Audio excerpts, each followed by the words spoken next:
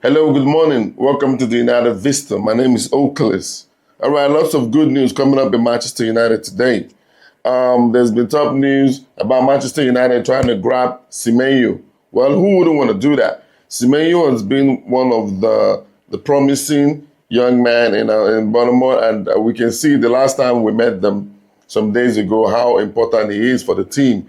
So he's a game changer. I believe that if we can get that guy this January, it's going to be a big boost to our attack. I'm telling you, we're getting there. We're getting there. But that's not why I'm here today. There's been also news about Zirkzee and Mino. But the major reason why I'm here today, I want to tell you some secrets, or will I say, some information about Manchester United that I bet most of us didn't know.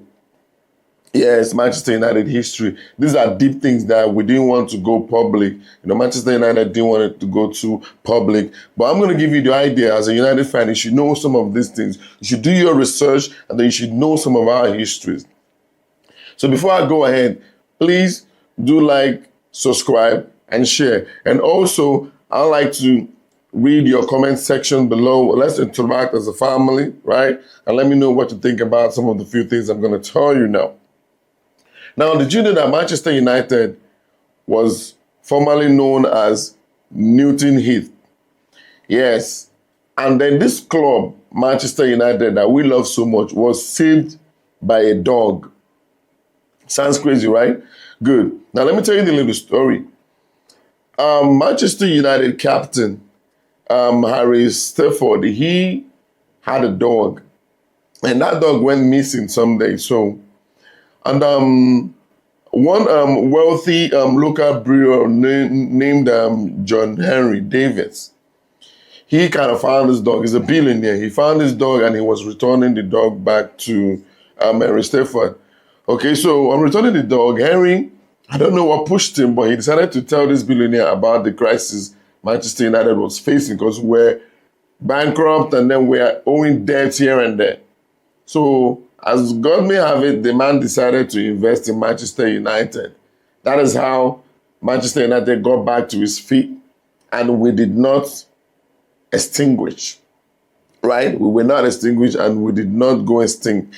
Thank God for the dog. So you see, whenever you see a dog, show it some love, right? So now there's another things about, I'm going to give you some little insights. These things that I bet you didn't know. Did you know that after the war, during the World War II, Manchester United was actually, the stadium was a target. So it was sort of destroyed and affected. But guess what? We were playing most of our home games on the road. Like we're playing, you will not believe it. We're playing most of our home games on the road. And Manchester City, that we've been hating so much, were good neighbors to us. They actually let us play close to the area. And then we did that for a while, a long time, before we got everything fixed and our stadium back. So shout out to Manchester City for that. They've not always been the monster that we think they have been. Because, playing games at the Maine Road, and the home of our rivals, Manchester City, for 8 good years, this was happening, right? So these niggas have not been the villains of what we thought they were, right? So, but that's about that. And then another thing I want to tell you, it's a secret, right? Now, did you know that the Munich crash that happened, that was, I think it's 1958, something thereabout. The plane that was supposed to convey these players was one not to even take off, right? The plane tried to take off a couple of times. They told them not to fly, but they did. And may their soul rest in peace, right? A lot of people were dead from it. Some that were injured, taken to the hospital later, passed out from there, they died, that. It's quite sad. So, but that is about life. But another secret again I would not call him a secret, but these are the things that happened that I know some of us didn't know is history. That United, Ferguson said that his greatest regret in the signings was not, the greatest transfer regret was not signing Alan Shearer, because he tried to sign Alan Shearer a couple of times, but he didn't pull through. You know, we tried to sign Shearer in 1992 and also tried to sign him again in 1996. All fell apart. It didn't work, and Ferguson felt that was like his greatest transfer regret. But we didn't have bad strikers anyway after that. We still went ahead to get very good strikers that represented the club with so much passion. And everything went well for the club. So another thing, the coaches that we have recently need to have the kind of impact Sir Alex had in Manchester United. It is not always going to be easy, because even Manchester United know that letting Ferguson go was going to be difficult for somebody else to fill in their shoes in a hurry. It was going to take time, because the United greatest power was never about money. It was built on youth development, fear factor, Old Trafford intimidation, right? These are the main things. The club didn't buy success. We grew it. So, and then again, Ferguson was always very strict with his players. No player was greater than the club. In fact, he had a lot of punishments you could get. They fine players for smiling after a horrible game, after a defeat. They fine players for coming seconds late to training. They fine players, but he hated it, exchanging shirts after defeat. He hated that. And then they fine players for even having a press interview without,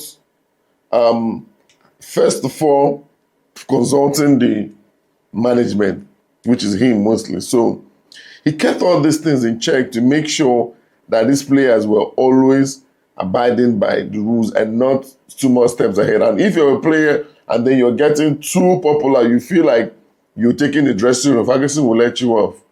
And then all these upcomings, like we build the youth, right? He doesn't allow them shine too fast, because like the thing that happened to Garnacho and a little bit of Rashford, and the misconduct with that happened to Greenwood. He was always keeping these players in check, made them understand that they have to work hard to earn it.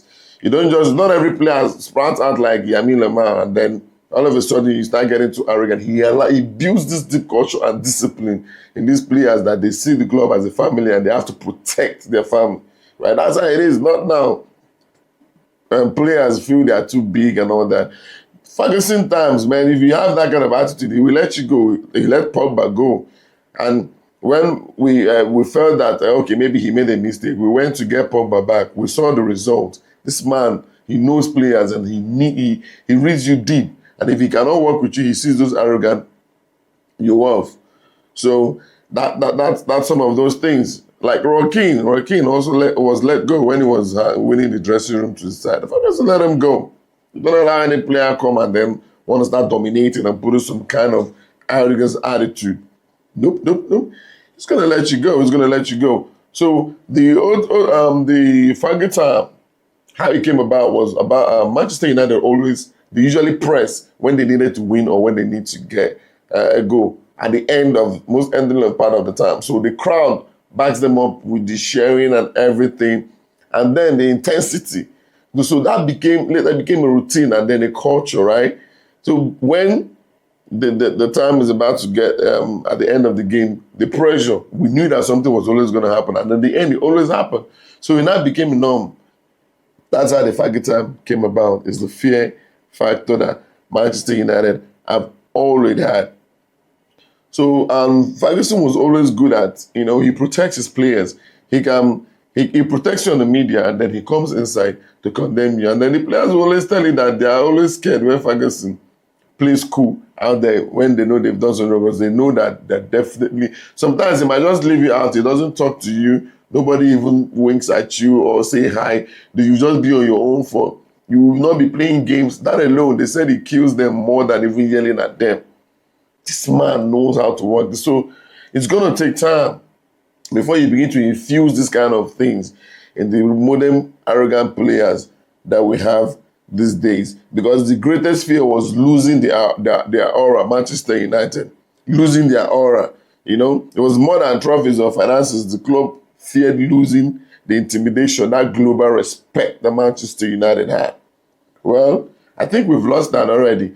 It will take a whole lot to find it. Before, when clubs come to Manchester United, the first thing we know is that the clubs already have it in mind that they are probably going to lose. So let them just play their best. I know when I started supporting Manchester United, even if we're losing 1-0, I'm chewing my popcorn, chilling, snacking on something delicious, because I know that we're going to get a goal. Our strikers will always score. But not like now.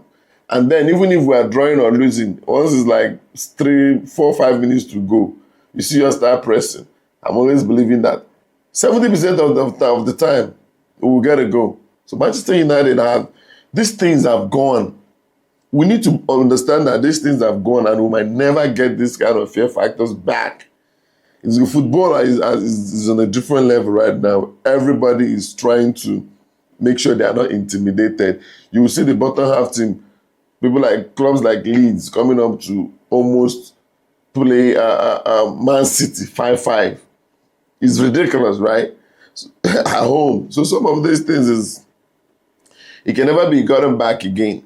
So what else? Ferguson was that guy was one of a kind. But I believe that also another thing, in 2003, Ronaldinho agreed to join Manchester United, but Barca hijacked the deal. See, some of the great players that would have come through.